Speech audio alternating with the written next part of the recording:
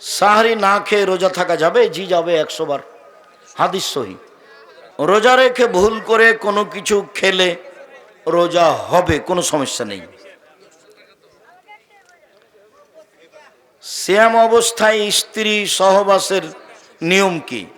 সিয়াম অবস্থায় স্ত্রী সহবাস করলে রমজান মাসে 60 কেজি চাউল দিতে হবে জরিমানা। 60 কেজি। যোগ্যরা কত হয়? ভুলে করলে জরিমানা এটাই, কোনো প্রকার রেহাই নেই। রমজান মাসে যেভাবেই হোক দিনে স্ত্রী মিলন হলে 60 কেজি চাউল যায় না, দিয়ে দিবে। এখন জেনেছে, এখন দিয়ে দিবে।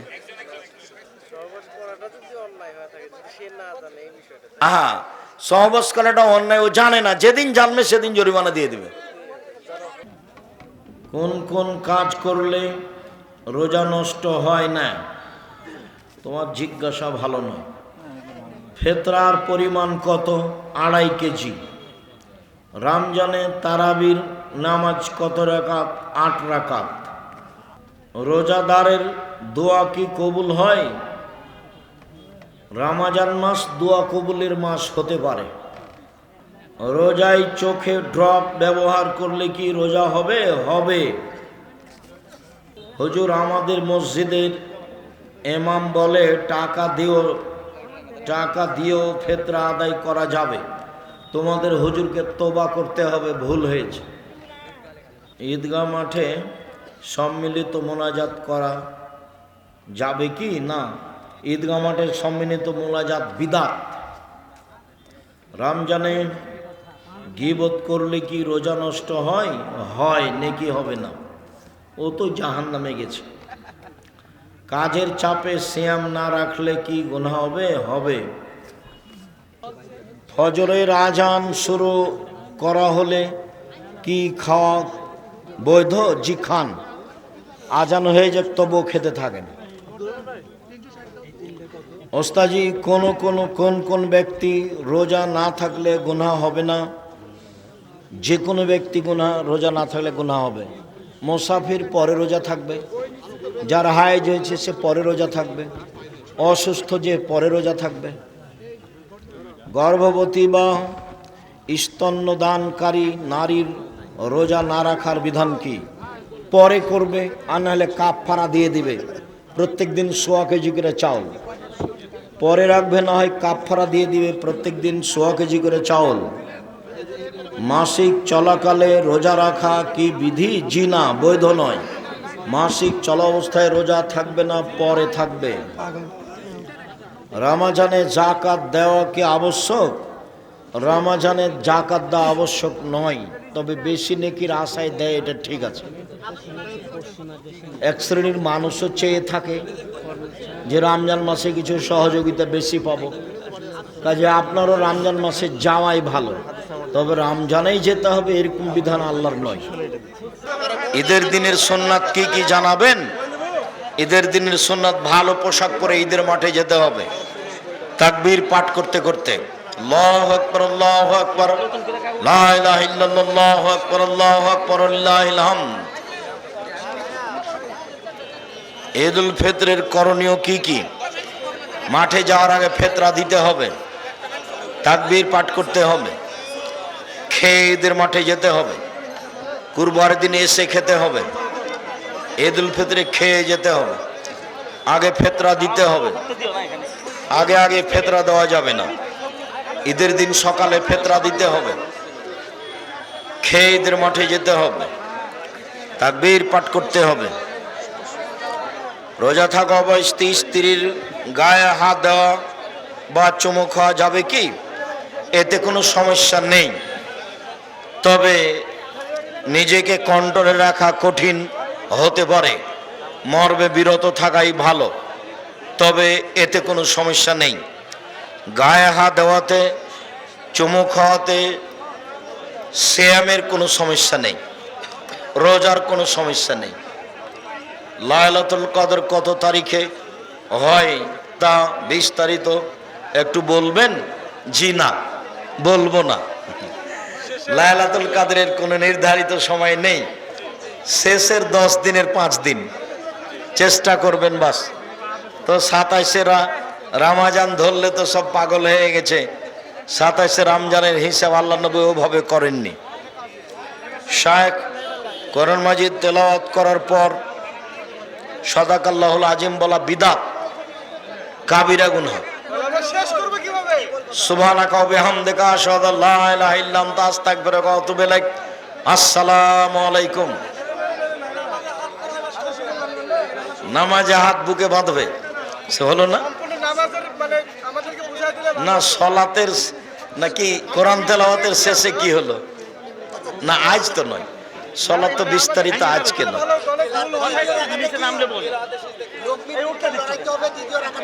অবিরাম নড়বে সব সময়,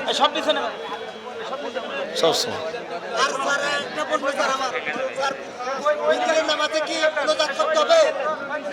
কোন দিন প্রতিদিন করা হবে না, নিষেধ।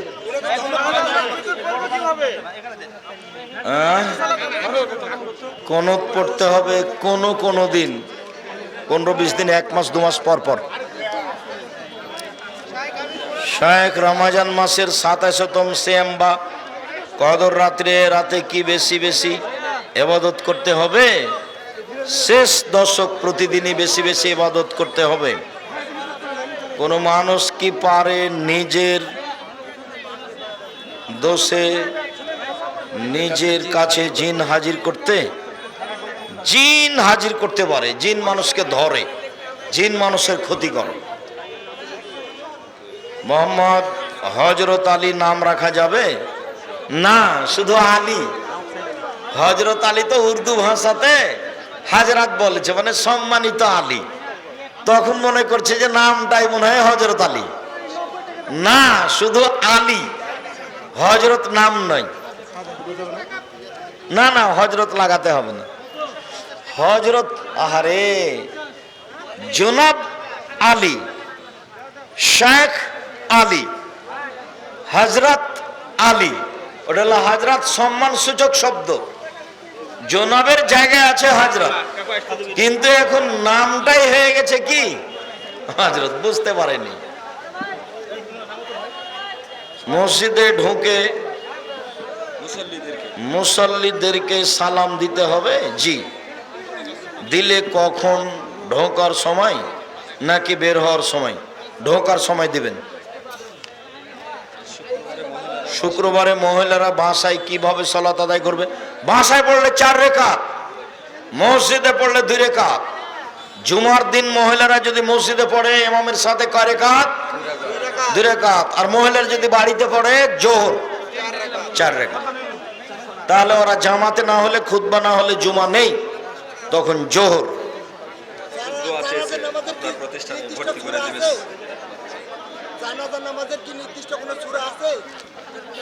না, আর একজন যদি করে? আমার নাম মশিউর রহমান, আমার 2 ভাই বোন, আমি এক ভাই এক বোন। অভাবের কারণে আতিকে দেওয়া হয়নি, এখন অভাব আল্লাহ দূর করে ফেলছে, এখন আতিকে দিব। 7 দিনের পরে আকিকা নেই, আল্লাহ মাফ করো। তাহলে আমাদেরকে দিতে হবে না, কোনো মূল্যে দিতে হবে না, কোনো মূল্যে দিতে হবে। ইয়াকুব আলী, আমি আমার নাতিকে আপনার মাদ্রাসায় ভর্তি করতে চাই, দোয়া করবেন। বারাকাল্লাহ, জাযাকাল্লাহ খাইর। আমি আপনাদের মাদ্রাসায় কোরআন শিখতে চাই, আমি ডিগ্রি প্রথম বর্ষে পড়াশোনা করি। এটা কি কোনো ব্যবস্থা আছে? আছে তো, একটা বিভাগ আছে না, মাহাত বিভাগ। শুকরিয়া। আর তাহাজ্জুদের নামাজ কয় রাকাত হুজুর? 8 রাকাত। একটা অংশ রেখেছি যে 2 জন মেয়ে লালন পালন করলে পিতা জান্নাতে এইভাবে থাকবে। এইটার রহস্য কি? এইটুকু বলার পরে আমরা একটা গুরুত্বপূর্ণ অংশ আংশিকভাবে বলবো ইনশাআল্লাহ। আমি আমাদের ছেলেদেরকে বলছি, তোমরা মাঠে যাও, কেউ বিরত থাকবেন না। না থাকলে অল্প 20 টাকা 10 টাকা, এছাড়া 200 টাকা 500 টাকা 50 টাকা 1000 টাকা অবশ্যই অংশগ্রহণ করবেন।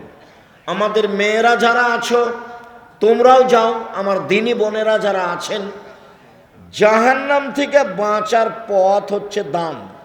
তখন আল্লাহ রসুল বললেন, একটা খেজুরের ওই মূল অংশের নিচে যে আটি বীজটার উপরে সাদা অংশটা থাকে, যেটা একেবারেই সামান্য, এই পরিমাণ হলেও দান করে তোমরা, জাযাকুমুল্লাহ খায়র, যে এই বৈঠকে সবাই অংশগ্রহণ করবেন। মানে জি, যদি ভুলে কারোর কাছে পকেটে না থাকে এরকম হয়, তা আশেপাশে কারোর কাছে নিয়ে অংশগ্রহণ করবেন। আর যেটুকু দান করব সেটুকু পূর্ণ হবে, যেটুকু দান করব না সেটুকু ক্ষতি হয়ে যাবে। ও হবেই, আমি বুঝতে পারি আর না পারি, ক্ষতি হবেই। রাসূল সাল্লাল্লাহু আলাইহি সাল্লাম বলেছেন ক্ষতি হবে, অতএব ক্ষতি হবে। এই ছেলে, তোমরা বসো, যারা শুধু আদায়ে যাচ্ছে তারা মাঠে থাকবেন, চলাচলে আপনারা একটু বসেন, কেউ কাজ দেখাবেন না। সম্মানিত দিনী ভাই বোন, একটু আমার দিকে লক্ষ্য করেন তো। আল্লাহর নবী বললেন যে দুইটা মেয়েকে লালন পালন করলে পিতা জান্নাতে এইভাবে থাকবেন। তো কথা তো অনেক বড়, মানে নবীর সাথে থাকার ব্যাপারে দুইটা মেয়ের লালন পালনের যত সুবিধা, এত সুবিধা ব্যবসাতেও নয়, এত সুবিধা এতিম পালনেও নয়, এত সুবিধা তাহাজ্জুদ পড়লেও নয়। কেন? তাহাজ্জুদ পড়লে একসাথে থাকা যাবে, ব্যবসা করলে একসাথে থাকা যাবে, সত্যবাদী ব্যবসায়ী। আবার এতিম লালন পালন করলে একসাথে থাকা যাবে। তো পাশাপাশি একেবারে জমা লেগে পাশাপাশি এইভাবে থাকার সুযোগ হবে কি? এইভাবে নয়, এইভাবে শুধু মেয়ে লালন পালন করলে। তো কিভাবে মেয়ে লালন পালন করলে এটা হবে, এইটা আমরা 1 মিনিট বলি এখানে, যাতে করে আমাদের কাছে স্পষ্ট হয়ে যায়। 1, আল্লাহ মাহা মেয়েকে বিদ্যা শিখিয়ে দিল। 2, আদ্দাবাহা মেয়েকে শিষ্টাচার শিখিয়ে দিল।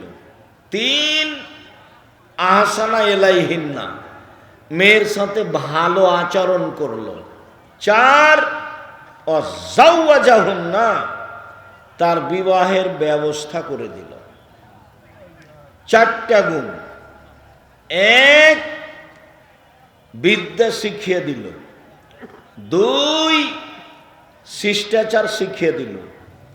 3, ভালো আচরণ করলো। 4, বিবাহ শাদীর ব্যবস্থা করে দিল। এই ছেলে, কে মোটরসাইকেল স্টার্ট দিল তোমরা দেখলে না? এখান থেকে মোটরসাইকেলটা স্টার্ট দিয়ে চলে যায় কিভাবে? তোমরা কি করো এখানে? বাহিরে নিয়ে যে মোটর স্টার্ট দিতে হবে, একটা অনুভূতি থাকতে হবে। সম্মানিত দিনী ভাই বোন, আমি আর আপনি ক্ষতিগ্রস্ত হয়েছি এখানে। বিদ্যা শিখিয়ে দিল বটে, কিন্তু শিষ্টাচার শিখাতে পেরেছে কি? নখে নেল পালিশ আছে, এইটা কি শিষ্টাচার হলো? নখটা বড় আছে, এইটা কি শিষ্টাচার হলো? ভুরু তুলে চিকন করা আছে, এইটা কি শিষ্টাচার হলো? দাঁত ছিলে সমান করা আছে, ফাঁকা ফাঁকা করা আছে, এইটা কি শিষ্টাচার হলো? পরচুলা দিয়ে খোপা বড় করা আছে, এইটা কি শিষ্টাচার হলো? শিষ্টাচার তো এটা ইহুদি খ্রিস্টানের। তাহলে পিতা শিষ্টাচার শিখালো কি, যার কারণে রাসূলের সাথে জান্নাতে এভাবে থাকা যাবে? সম্মানিত দিনী ভাই বোন, বলছিলাম আজকের সংক্ষিপ্ত কথা, সুদ। পাপের জগতে যেসব পাপের সরাসরি জাহান্নাম ঘোষণা হয়েছে, তার একটি বড় পাপ হচ্ছে সুদ। রাসূল সাল্লাল্লাহু আলাইহি সাল্লাম বলেন, 7 শ্রেণীর মানুষ জাহান্নামে যাবে। 1, শিরক করে যে। 2, মানুষকে হত্যা করে যে। 3, সুদ খায় যে। 4, এতিমের সম্পদ খায় যে। 5, বাপ মাকে মানে না যে। 6, মিথ্যা সাক্ষী দেয় যে। 7 সন্তানকে হত্যা করে খাদ্যের ভয়ে, যে এরা সবাই জাহান্নামে যাবে, যাদের জাহান্নামের কথা আল্লাহ রাসূল হুবাহু সরাসরি উল্লেখ করেছেন। সম্মানিত দিনী ভাই বোন, পাপের জগতে যেগুলো সবচেয়ে বড় পাপ সিরিয়াল রয়েছে, তার একটি বড় পাপ হলো সুদ। উল্লেখ্য যে সুদের জন্য যে ভাষা আল্লাহর নবী উল্লেখ করেছেন, পৃথিবীর কোনো পাপের জন্য আল্লাহ ওইরকম ভাষা উল্লেখ করেননি। পাপ তার চেয়ে বড় আছে, কিন্তু ভাষা এমন নয়। রাসূল সাল্লাল্লাহু আলাইহি সাল্লাম বলছেন, মাই ইয়াকুলু দিরহাম রিবা ওয়া ইয়ালাম আসাদ্দু মিন সিত্তাতি ওয়া সালাসিনা জিনিয়া। কেউ যদি জেনে শুনে 1 টাকা সুদ খায়, 36 বার জেনা করে যত পাপ হবে, 1 টাকা সুদ খেলে তার চেয়ে বেশি পাপ হবে। এই ছেলে এটা বাদাম নিয়ে ভিতরে যাচ্ছে কেন?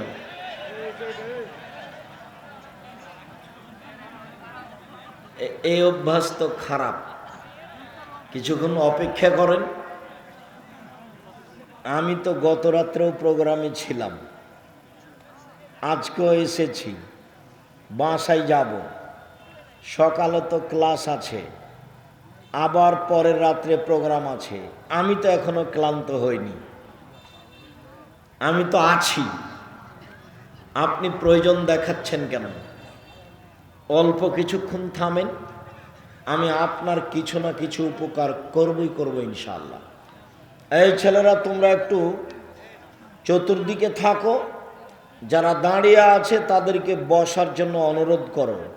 যারা দোকানপাটে আছেন তাদের ভুল হয়েছে, আপনারা চলে আসেন, কিছুক্ষণ সামনে অপেক্ষা করুন।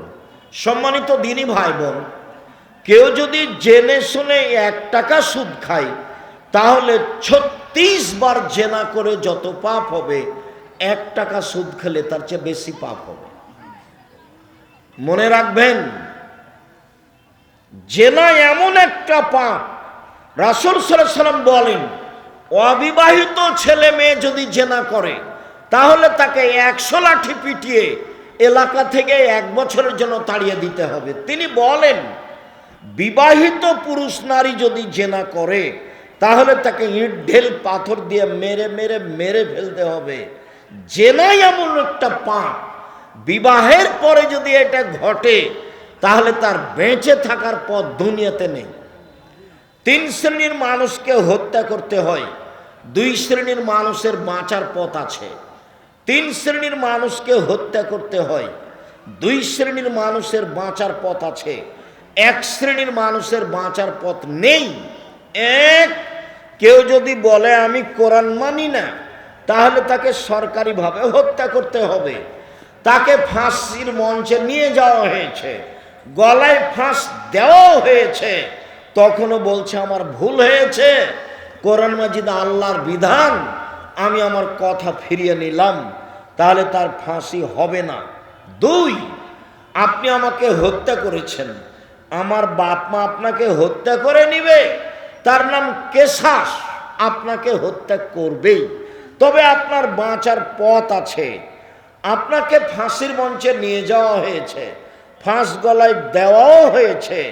এই সময়তে আমার বাপ মা চিৎকার করে জানাচ্ছে দায়িত্বশীলদের যে আমরা কেসাস নিব না, মাফ করে দিলাম, আমরা কেসাস নিব না, মাফ করে দিলাম। তাহলে আপনাকে ফাঁসির মঞ্চ থেকে নামিয়ে নেওয়া হবে, আপনার ফাঁসি হবে না। 3 হলো, কেউ যদি বিবাহ করার পরে জেনা করে, তাহলে পৃথিবীতে তার বেঁচে থাকার কোনো পথ নেই, কোনো পথই নেই। খুব ভালোভাবে জানা আছে, কোনো একদিন এই মঞ্চে আমরা বলছিলাম, জনক একজন মহিলা রাসূলের দরবারে এসে বলল, আল্লাহর নবী আপনি আমাকে পবিত্র করুন। আল্লাহর নবী বললেন, তুমি বাড়ি ফিরে যাও, তওবা করো, তোমার পাপ ক্ষমা হয়ে যাবে। মহিলাটি বলল, আতুরাদ্দুনি কামা রাদাদ্দা মাইজ ইবনে মালিক, আপনি যেভাবে মাইজ ইবনে মালিকের বিচার না করে ফিরিয়ে দিয়েছিলেন, সেইভাবে কি আমাকে ফিরিয়ে দিতে চাচ্ছেন? অন্না হবলামিনা জেনা, আমার পেটে অবৈধ সন্তান রয়েছে, দয়া করে বিচার করে দেন। আল্লাহর নবী বলেন, আচ্ছা ঠিক আছে, ইরজেই হাত্তা তালে দি, বাড়ি চলে যাও, যেদিন সন্তান প্রসব হবে সেদিন এসো, বিচার করে দিব। মহিলা চলে গেল, সন্তান প্রসব হয়েছে, মুসলিম গ্রন্থে এসেছে সেই সবেমাত্র জন্ম সন্তানকে নেকড়ায় জড়িয়ে নিয়ে রাসূলের দরবারে এসে বলছে, আল্লাহর নবী এই যে সন্তান প্রসব হয়েছে, বিচার করে দেন। আল্লাহর নবী দৃশ্য দেখে অবাক হয়ে বললেন, ইরজেই, বাড়ি ফিরে যাও, ফারদেই হে, বাচ্চাকে দুধ খাওয়াও, হাত্তা তাফতে মিহে, যেদিন বাচ্চা দুধ ছেড়ে দিবে সেদিন আসছে, বিচার করে দিব। মহিলা বাচ্চা নিয়ে বাড়ি চলে গেল, বাচ্চাকে দুধ খাওয়ালো। 2 বছর পরে বাচ্চা নিয়ে বিচারালয়ে উপস্থিত, তখন বাচ্চার হাতে এক টুকরা রুটি রয়েছে। এই রুটি প্রমাণ করে বাচ্চা খাদ্য খেতে পারে।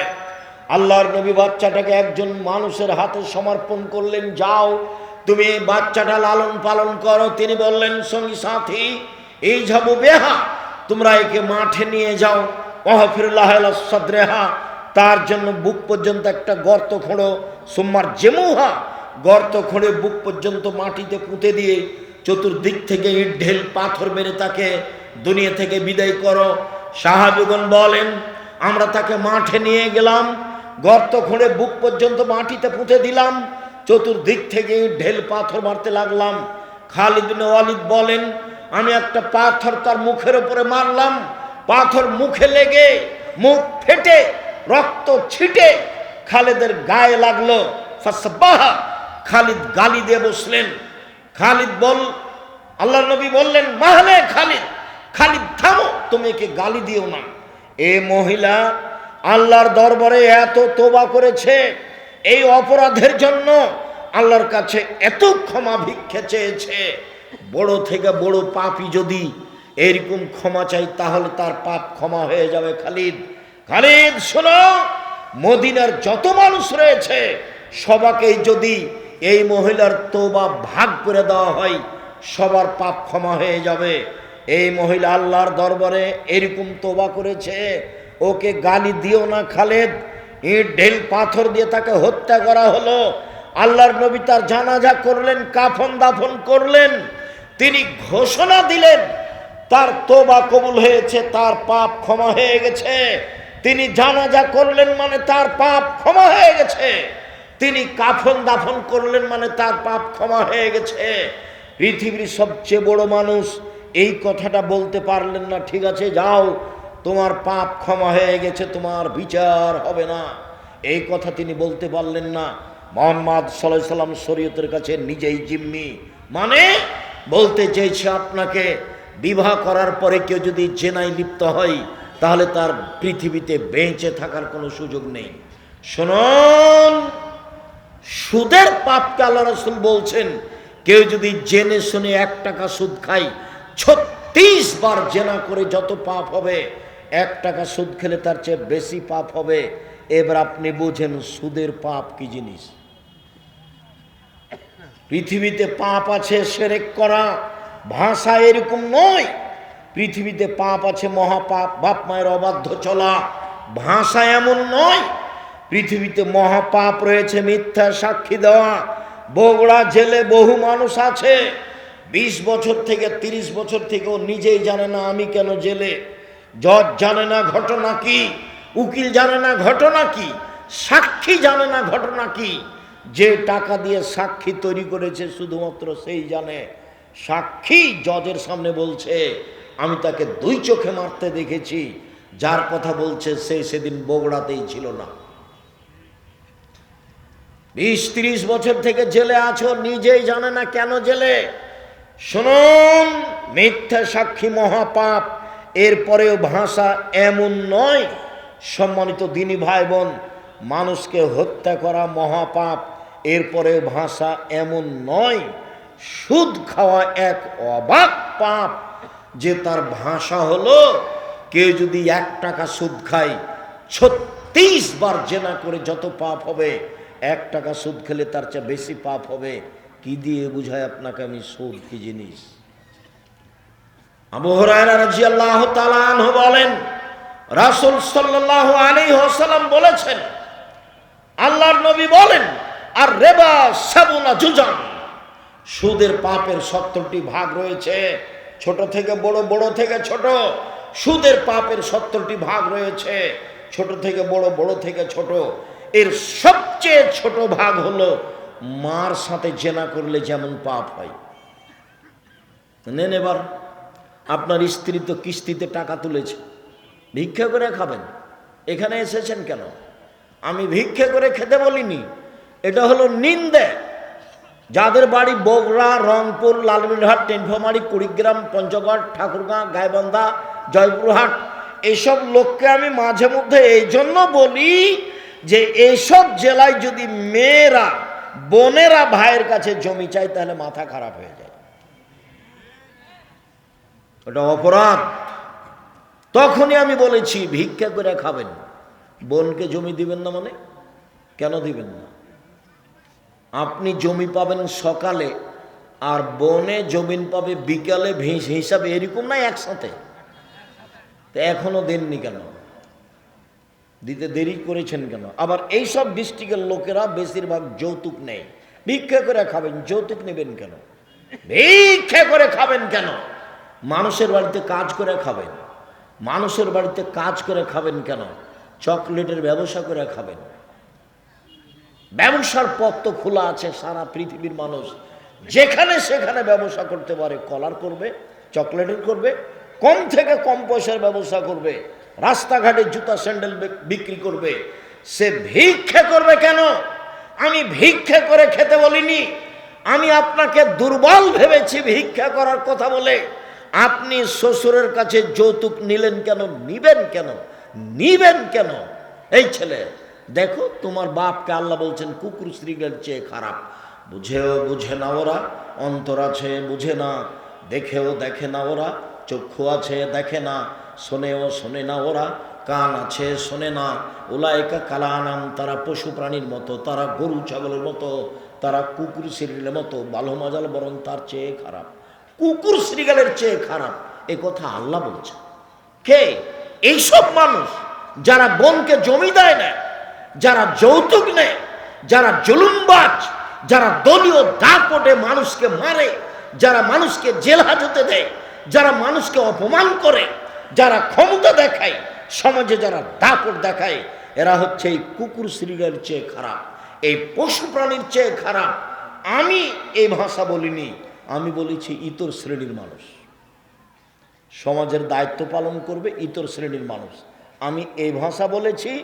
আর হাদিসের ভাষা হলো লোকা ইবনে লোকা, অধমের সন্তান অধম।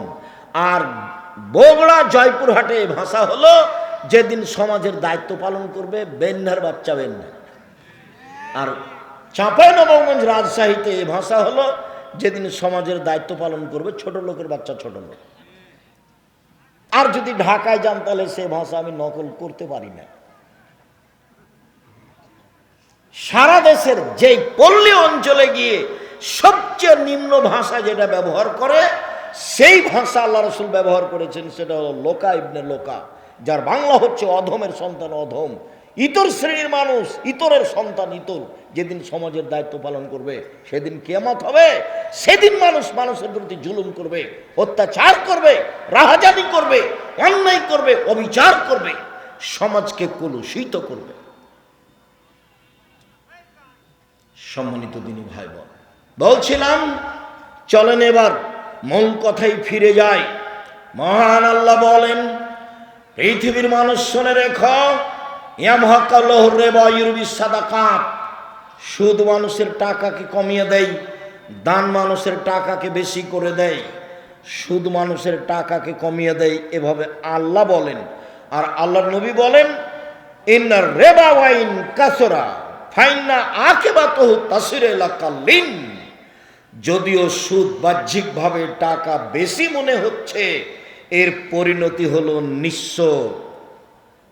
শুনুন, আল্লাহ বলছেন সুদ খেলে টাকা কমে যাবে, নবী বলছেন সুদ খেলেও নিঃস্ব হবে। আমি বলছি দুইটার সমন্বয়ে সুদ খেলে তাকে ভিক্ষা করে খেতে হবে। বাড়ি গাড়িও থাকবে না। দেখবেন আপনাদের গ্রাম থেকে কত যারা কিস্তিতে টাকা উঠাতো তাদের বাড়িও নেই। সুদ খেলে টাকা কমবে কিভাবে? সুদ খেলে কিছু লোকের কাছে টাকা চলে যাবে, বাকি লোক নিঃস্ব হয়ে যাবে। পৃথিবীতে যখন সুদ চালু হবে, পৃথিবীর কয়েকটা বড় দেশে টাকা চলে যাবে, বাকি দেশগুলি দেউলিয়া হয়ে যাবে। কেন হবে? যেই ভাষাটা আমি বলছি সেটা আমি শুনেছিলাম আব্দুল্লাহর বক্তব্যে। এর আগে আমি ওইভাবে জিনিসটা স্পষ্ট হতে পারিনি। শুনুন, আপনাকে আমি দেখাচ্ছি কেন মানুষ নিঃস্ব হবে, হওয়ার কারণ কি, কেন মানুষের টাকা কমে যাবে, কেন আল্লাহ এভাবে বললেন, কেন নবী এভাবে বললেন। শোনেন, মুদ্রার জন্ম হয়েছে বিনিময়ে ব্যবহার হওয়ার জন্য। বিনিময়ে টাকার জন্ম বিনিময়ে ব্যবহারের জন্য। বিনিময় কি? আমি একটা বোতল নিয়েছি পানির, 10 টাকা দিয়েছি বিনিময়ে। এই যে তার জন্ম হয়েছে বিনিময়ে ব্যবহারের জন্য। আমি 10 কেজি চাউল কিনেছি, বিনিময়ে ডলার দিয়েছি। এই যে ডলারের জন্ম হয়েছে বিনিময়ে ব্যবহারের জন্য। আমি 1 কাপ চা নিয়েছি, আমি বিনিময়ে দিয়েছি রিয়াল টাকা। এই যে মুদ্রা বিনিময়ে ব্যবহারের জন্য জন্ম হয়েছে। যখন বিনিময়ে ব্যবহার না করে টাকা দিয়ে টাকা নিবে, তখন টাকার উপরে জুলুম করা হবে। ডলার দিয়ে ডলার বেশি নিবে, তখন তার উপরে জুলুম করা হবে। যখন তার উপরে জুলুম করা হবে, তখন সে আর মানুষের কাছে থাকতে পারবে না, অপমান হয়ে চলে যাবে। আমার বাম দিকে যিনি বসে আছেন, তাকে সম্মানী মানুষ মনে করে এখানে বসানো হয়েছে। এখন নিয়ে এসে যদি সামনে মাটির নিচে বসানো হয়, তাহলে তো উনি মনে করবেন যে আমাকে অপমান করা হলো। তাহলে তো উনি তাড়াহুড়া করে এখান থেকে যাওয়ার চেষ্টা করবেন। কেন? উনি বুঝবেন যে আমাকে সম্মান করা হয়নি। আপনাকে যদি নিয়ে এসে অন্য জায়গাতে বসানো হয় যেখানে দুর্গন্ধ, তখন আপনি মনে করবেন যে আমাকে অপমান করা হয়েছে। তখন কি আপনি থাকতে পারবেন? তখন আপনি চলে যাবেন। টাকা যখন বুঝতে পারবে যে আমাকে অপমান করা হচ্ছে, তখন টাকা সেখানে থাকবে না। সুদ মানে তাকে অপমান করা হয়েছে, যেই জন্য টাকার জন্ম, সেইভাবে তাকে রাখা হয়নি। এই জন্য মানুষ নিঃস্ব হবে, এই জন্য মানুষ ভিক্ষুক হবে, এই জন্য মানুষের সুদ খেলে টাকা কমে যাবে। তাকে একদিন না একদিন ভিক্ষুক হতেই হবে, আজ হোক আর কাল হোক। বিনিময় তো জাহান্নাম আছেই। রাসূল সাল্লাল্লাহু আলাইহি ওয়াসাল্লাম বলেন, লানা রাসূলুল্লাহ সাল্লাল্লাহু আলাইহি সাল্লাম আকাল রিবা মুকালাহু। যে সুদ খায় তার উপরে অভিশাপ, যে সুদ দেয় তার উপরে অভিশাপ, যে সুদের সাক্ষী থাকে তার উপরে অভিশাপ, যে সুদের অঙ্ক কষে তার উপরে অভিশাপ।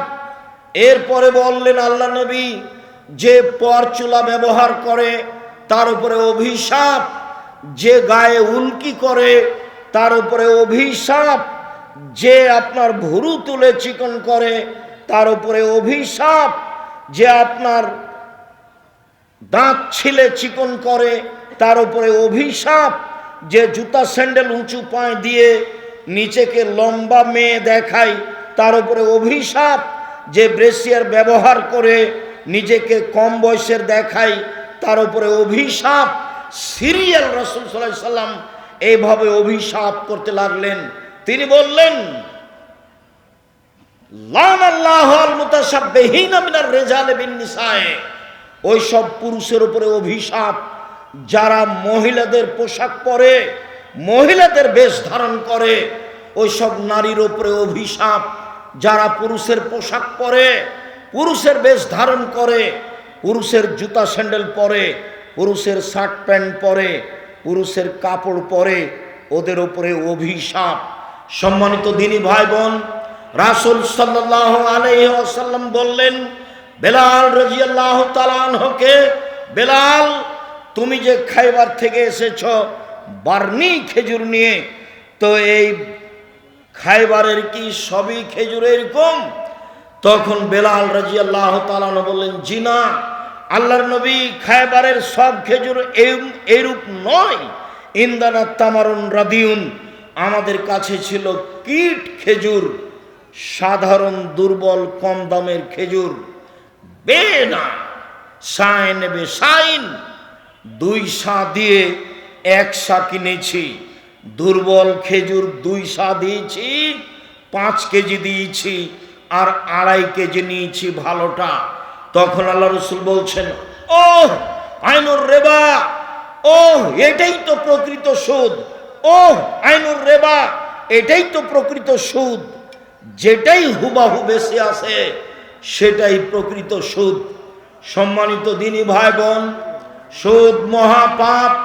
রাসূল সাল্লাল্লাহু আলাইহি সাল্লাম বলেন, লা ইয়াদখুলুল জান্নাতা লাহবুন নাবাতা মিনাস সুহতে, অবৈধভাবে যাদের শরীর বাড়ে তারা জাহান্নামে যাবে। কুল্লু লাহমিন নাবাতা মিনাস সুহতে কানাতিন নার আওলা বিহি, যেই ছেলে মেয়ের শরীর, ব্যক্তির শরীর সুদের টাকায় বাড়ে, ওর জন্য জাহান্নাম যথেষ্ট। আবু সাঈদ খুদরি রাদিয়াল্লাহু তাআলা আনহু বলেন, রাসূল সাল্লাল্লাহু আলাইহি সাল্লাম বলেছেন, লা ইয়াদখুলুল জান্নাতা জাসাদুন গুযিয়া বিল হারাম, ওই শরীর জান্নাতে যাবে না যেই শরীর হারাম উপায়ে বাড়ে। আর হারামের যত পথ রয়েছে, হারামের যত পথ পন্থা রয়েছে উপার্জনের, সবচেয়ে ন্যাক্কারজনক, নোংরা, ঘৃণিত পথ হচ্ছে সুদ। সুদ দিয়ে টাকার উপরে জুলুম করা হয়। সুদ খেলে মানুষ ভিক্ষুক হয়, সুদ খেলে মানুষ নিঃস্ব হয়, সুদ খেলে সমাজের টাকা 2-1 জনের কাছে চলে যায়, সমাজ নিঃস্ব হয়ে যায়। মানুষকে ভিক্ষুক বানানোর সবচেয়ে বড় মাধ্যম হলো সুদ। সম্মানিত দিনী ভাই বোন, যার কারণে রাসূল সাল্লাল্লাহু আলাইহি সাল্লাম বলেন, পৃথিবীর মানুষ শুনে রেখো, খাওলা রাদিয়াল্লাহু তাআলা আনহা বলেন, ইন্না হাযাল মাল হুলওয়াতুন খাজিরা, এই সম্পদ হচ্ছে মিঠা বস্তু, যে তাকে বৈধভাবে খায় তার জন্য বরকতের বিষয়, যে তাকে বৈধভাবে উপার্জন করে না তার জন্য জাহান্নাম রয়েছে। সুদের ফলাফল জাহান্নাম। আল্লাহর নবী বললেন, পৃথিবীর মানুষ শোনো, তোমরা নিঃস্ব গরিব হয়ে যাওয়া এই ভয় আমি করি না, আমি মুহাম্মদ সাল্লাল্লাহু আলাইহি সাল্লাম ভয় করি। তোমরা পয়সা উপার্জনের প্রতিযোগিতায় নেমে যাওয়া, যেমনভাবে পূর্বের লোক নেমেছিল, চিন্তা ভাবনা ছাড়াই অপ্রয়োজনীয়ভাবে অবৈধভাবে পয়সা উপার্জন করবে, তোমাদেরকে পয়সা ধ্বংস করে দিবে, যেমনভাবে পূর্বের মানুষকে ধ্বংস করেছে। একবার আল্লাহ রসুল বলছেন, বসে তাত আলাইকুমুদ দুনিয়া কামা বসে তাত মান কানা কাবলাকুম, পৃথিবী তোমাদেরকে এইভাবে তুলে ধরা হবে। দেখো টাকার টাকা, কত কলা কৌশল, কত নিয়ম, কত ইন্স্যুরেন্স, কত পথ পন্থা টাকা উপার্জনের।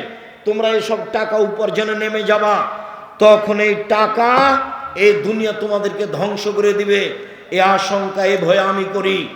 সম্মানিত দিনী ভাই বোন, সাবধান থাকবেন। রাসূল সাল্লাল্লাহু আলাইহি সাল্লাম বলেছেন, অবৈধ পয়সা আল্লাহ কবুল করেন না। কেউ যদি অবৈধ পয়সা আল্লাহর পথে দেয়, তারপরে যদি হাত তুলে দোয়া করে,